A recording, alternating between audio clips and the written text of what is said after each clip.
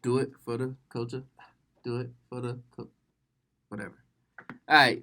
So welcome to another edition of Do It for the Culture podcast, radio, with all that good shit you want to call it. I got my boy, super producer Bandino, is in the building. Yeah, what's going on with you, Bandino? How you doing? I'm good. How you feeling? I'm straight, man. I'm cooling. This is our 8th episode. Okay. So we doing it big. We doing our thing. This would be like the last week before Christmas break, and so I'm just getting what I'm saying, everybody in, getting them where they fit in, and making sure people are getting what they expect out of Do It for the Culture podcast, right? So first off, starting, how did you get the name Bandino? Well, to begin with, I got a lot of names. Like I always had a lot of names for some reason. And my real name is Anthony Jones Jr. For some reason, people started calling me AJ when I was young. I didn't start calling myself that. So that's the nickname is AJ? Yeah.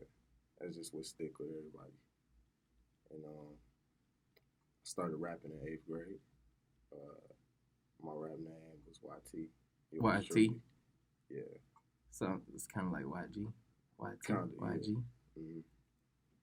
So Bandino came about. I was gonna be the bandit, but then I was like, nah. I kind of want to like add some type of Hispanic twist to it. Hispanic twist? Yeah.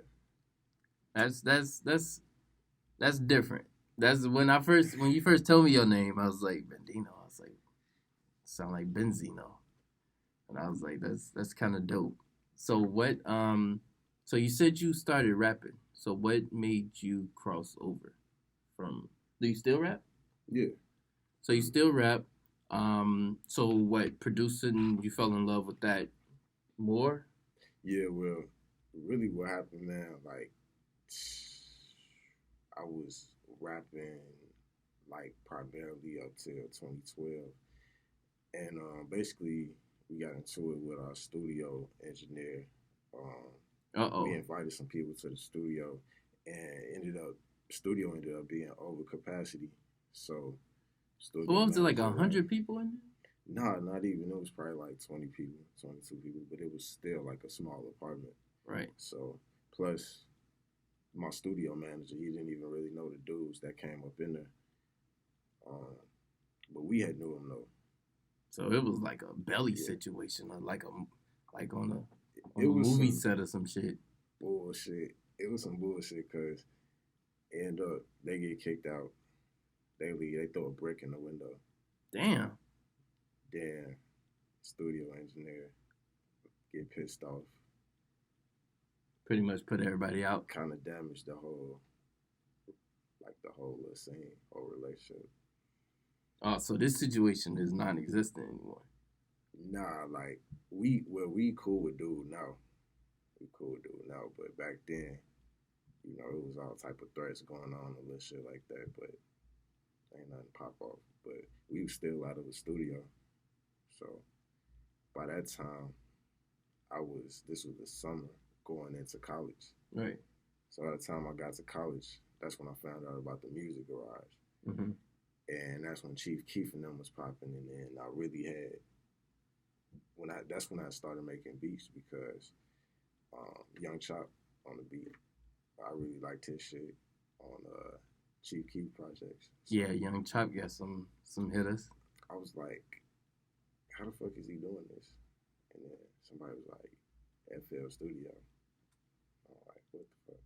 So I looked it up, and of course, I stole it. I pirated it. Yeah. Don't pirate. Even if I do it, you don't do it. Right. Well, yeah. So I did that, and Young Chop makes. I've seen an interview where he was saying like most of his beats are like super simple. Yeah. So that's pretty much how a lot of people are working this system, because it's like, there's really like no thought process into it.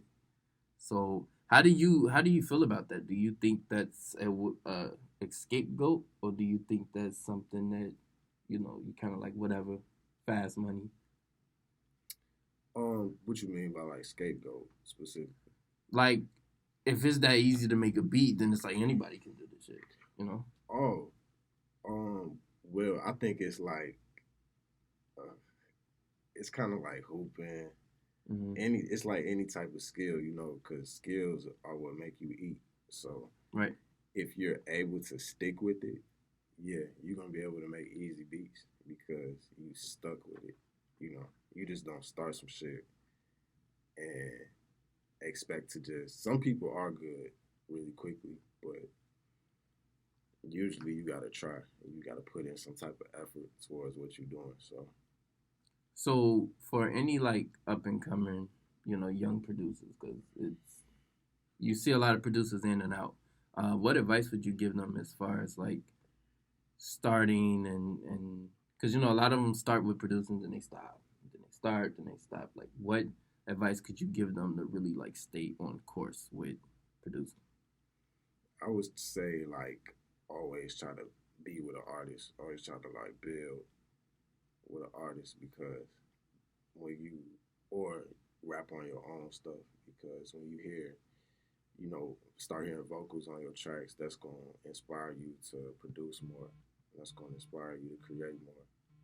Uh, Worst thing is sitting on a whole bunch of tracks and ain't nobody doing nothing with it. Man, that's the story of everybody life, sitting on 100 beats. And I think that's what a lot of people, what intimidates a lot of people, because they got all these beats and they like, I don't know. But that's true on that. You want to keep that relationship, that network, and build to make sure that you up and coming artists do have those relationships and keep those relationships healthy so that you can keep working on your craft. Um, so with producing and rapping, so right now you're doing more of the producing, right? Yeah. Well, actually, I'm in the middle of both. Um, So that sounds like you got a project coming out soon. Yeah. So I got a beat tape I'm coming out with first, probably in January. Okay. Do you have the name of it?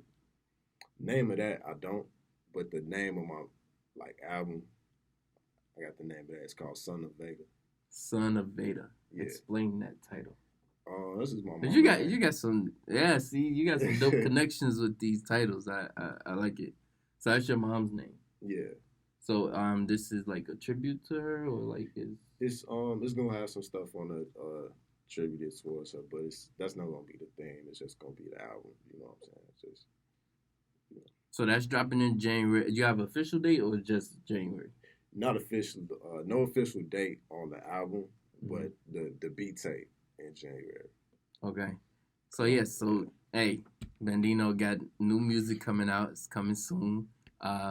So when you first go into the studio, right? So can you break down for the people like how do you get into your mode? Like how do you get into your because everybody has their method of madness. Like I know I got how I approach a song and a beat. So how do you approach how's your initial approach to a new song or new beat when you go into the lab? When I go in, I really don't. It's very rare that I like got something on my head already. Sometimes I do, but usually I'm just opening up my computer, going through my sounds, and then like playing on the keyboard, and I'm like, oh, okay, I like this, right? And I just go from there. So when you hear the beat, do you write to it first, or do you usually already know what's going on? Because sometimes they'll just have their theme and they going off that, or sometimes they need to hear all the beats, then they approach it that way. Or do you already know what's going on, you just get to it? Yeah, like whatever I hear, as far as like ideas, like okay, I like that. I'm gonna try to write that down or like try to keep that on the side. Just try to come back and put it all together. So how do you feel about like? So you got Chicago rapping, right? So do you have some favorite Chicago MCs that you liked or looked up to? I really fuck with like all the Chicago rappers. King Louis, Chief Keef, Lil Durk. Oh, you went back with that King Louis. I ain't heard King Louis' name in a minute. Yeah, he a legend. He ain't. I don't know what he doing now, but I still fuck with him. Shout out King Louis. So King Louis, you said who else? Lil Durk Yeah, and kind of stuck right now. Really, pretty much everybody, man. pretty much love for everybody that's the MC, right? Well, that's in Chicago. Yeah. Now as far as producing, who have you really like? Who are you feeling right now that's a go to person that you like? Let me go check on this person's beat. Or anybody that, because you know a lot of producers are doing that now. They're dropping basically those are beat tapes. To be honest with you, they're just calling them albums, but they're pulling like the DJ Khaled stuff right now. So who dropped the beat tape recently? I think who was it? Zaytoven dropped some shit. What's Mike Will made it. He's always dropping some beat tapes. These are the ones that like are current. That's pretty hot. But then you have like legends that do it too. Swiss Beats just dropped one. So, but it was pretty much like an album because he does the rapping and the producing. So, are those some producers that you like? Actually, Zay, he probably like my top. Yeah, he because even outside, hard. Just like the lifestyle he lived, like straightforward, like family man. He don't like. He ain't no bullshitter, and that's kind of how I see myself in the future. Do you see yourself as in the studio serious, or do you more like laid back?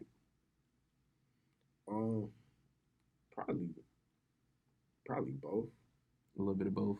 Because it just depends on if I'm into the beat, I'm gonna be real into it, But if it has its moments, I guess you could piggyback,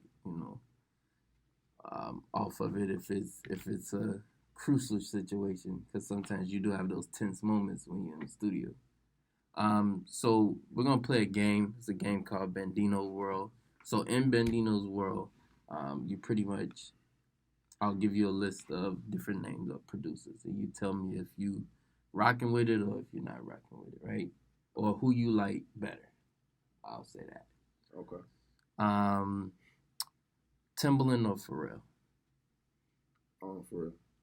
Pharrell, why Pharrell? Man, I like Pharrell because now they both from VA, so of course they both from VA, but and they both very talented. I just feel like Pharrell, he really out of space with it. Obviously they Neptunes for a reason, right? And then shout out to NERD, because I heard those guys over there like monsters. Like you got a couple hitters over there. Let's go Southside or Young Chop.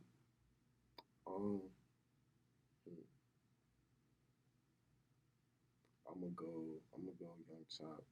Why Young Chop? By a slim margin. Because their styles is a little. Well, would you say similar? Yes and no. I feel like kind of like snap patterns sometimes, but some of the stuff Young Chop makes is like kind of like acoustic. Got like different type of timbres, like that beat he did for Sway Lee and Wiz Khalifa. Yeah. I don't picture Southside doing no beat like that. That's true. I'll give you that. That's true. What about Mike Will Made It or Swiss Beats? Swiss Beats. Swizzy. Why Swizzy over Mike? Because he up there with like Just Blaze and like Timbaland and Pharrell, stuff like that. Mike Will, he amazing. Don't get me wrong, but no verse Swiss Beats. And speaking of Just Blaze or Dr. Dre? Dre. Yeah, why Dre? Dre, he kind of like came with an evolutionary sound. I mean, don't get me wrong, Just Blaze did too, but in the time in the 80s, like in California, especially in the time that they was coming up. Yeah. And the sound that he had revolutionized Oh, behind Pac and Snoop hard. mm-hmm. Like that's yeah. We see how they turned out. He's pretty much the beats behind, you know what I'm saying, some of the best. But then also, you have producers also like Daz. Daz was really good out there in the West Coast too. Um, I started to see like a lot of his work. I thought it was pretty dope too. He was the one did Mrs. Everada. Okay. So I think that was I think Daz is super dope. So bring it back on the music that you got coming out. What's the sound that that you feel like what lane do you go down? Like, you got trap, you got, I hate to say it, mumble rap. You got conscious rap. What lane do you fit in? Or would you say what lane you are Right now, I would say I'm in my own lane. I'm actually like getting off exits, different exits right now, because I'm about to like start trying different shit. So you're pretty much playing with the different sounds. Yeah, cause so my main sound is usually like trap with a lot of galaxy in it, kind of like spacey sounds, real thriller Mm-hmm. type things. But I Who want would to you start. relate that to? What artist? What artists? Um, Because the artist that I'm picturing in my head would be like Lupe Fiasco meets Ti. No. nah, you a couple years back with that one. Okay. So I need to go ahead. Yeah, kind of like um, Future. Well, Chance the Rapper meets Future. Was that better? No. We could do that. So it's like that medium. So is it kind of like you're trying to bridge the gap? I'm trying to get like into like dance hall Mm-hmm. and R&B. I'm trying to get into those more. Cause I feel like I've been as far as like the Trap Galaxy wave that I've been on. I feel Yeah. like okay, I did that. Like, I done that already. You know, I want Do to start.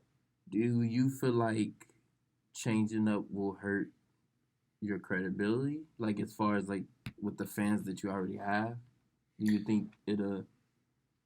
Do you worry about those things? No, not at all. Cause I know I could always go and chop up that type of beat whenever I want to. If an artist came to me like, hey, I want like this, I want a fast pace, Trap Galaxy, okay, boom, I'll chop that up for you. Right. But when I'm just got time to experiment, I'll just be trying different stuff. Right. I'm also getting into sound design too. Oh, sound design. Talk a little bit about that. Like what? So you got audio plugins that you use within a digital audio workstation. What's a digital audio workstation? That's basically Logic X, Ableton, FL Studio, etc., etc. So you got different type of programs that you can use within that to achieve a certain sound, and those are mainly like my main instruments that I use to create. And so, yeah, I was going with that. bring me back to what we was at. So you were talking about sound. Okay. Yeah. So, within those programs, Yeah. you can actually make your own sounds. You have the ability to manipulate different oscillators, mess with the amplifier. I'm using a bunch of terms that if you're not an ATP student, you're probably not. Yeah, it's probably going over their motherfucking head. They're like, what? So putting these are you afraid of putting these beats out and then someone stealing them? Nah, that's been my like least fear since I've been making music, and it's always in the back of my head.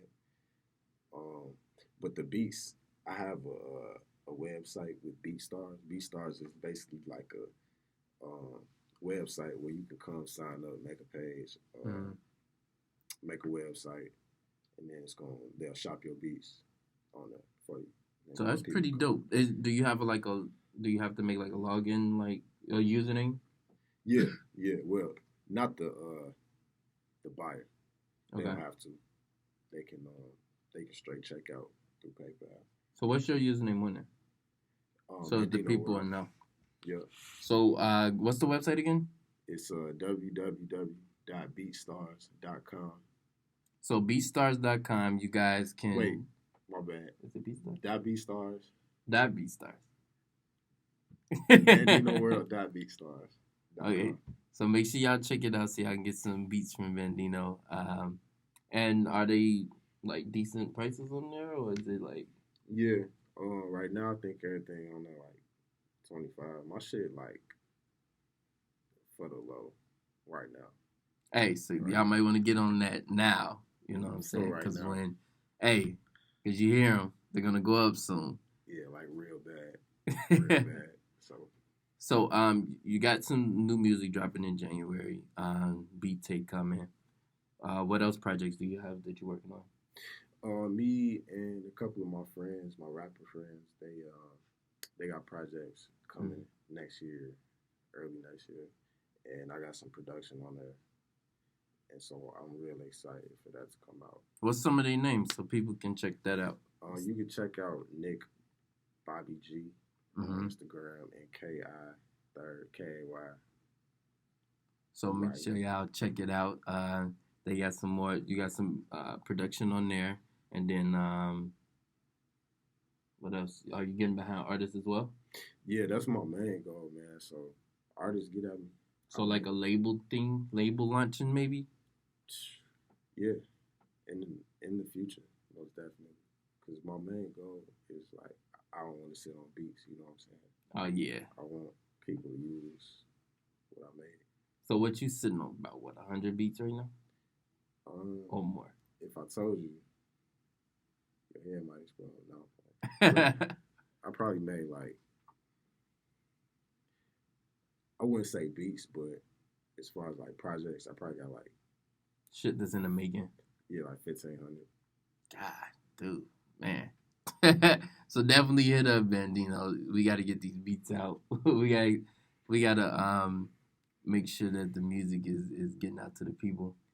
So you're getting behind artists. You got more music dropping in January. Where can the people follow you at? They can follow me on all platforms at Bandino World, all one word. Bandino World. Make sure y'all follow. Make sure y'all hit them up. So you're pretty much down to work with any artist, right? Anybody that's I want to. Well, a developed artist, I prefer. You know. So that a lot of people don't say that. So that's pretty dope. Because you know exactly what you're looking for. So that's exactly because you know if you can make a song or not. Yeah. So. I run into a lot of people that can rap all day long, but they don't know how to make a song. It's a difference. But so appreciate you for rocking out with us. Do it for the Culture Podcast.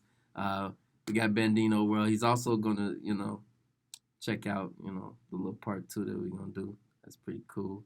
New music is jumping off. Make sure y'all follow him. That's Instagram, Twitter. Instagram, Twitter, at Bandino World. Facebook. Bandino Jones. You do Facebook. Hey, you everywhere. Slim Jones on Snapchat. Slim Jones on Snapchat. Slim Jones. See, this he got all these names. Like, how do you remember all these names? It's easy. I got a name database. A name database.